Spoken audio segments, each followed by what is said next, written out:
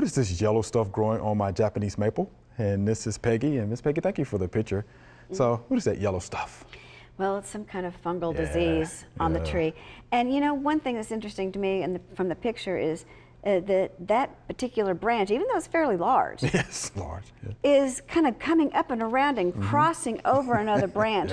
And I can't help but wonder if maybe on the backside where we can't see, it's touching it and maybe girdling itself just slightly.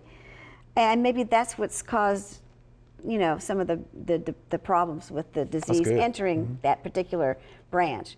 And I would ask, we can't see on the picture, but is the foliage on that plant doing okay on that section? If not, maybe you can cut the whole branch section out.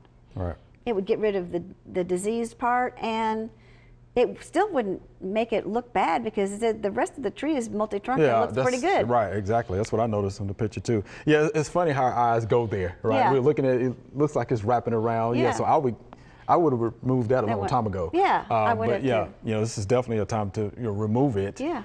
Because there's nothing you're going to be able to spray, you know, anything like that. So I would cut it out. Because it's rotting. I would prune it out. It's, it's rotting. The whole branch is rotting. Yeah, So I would. just remove it. I remove it.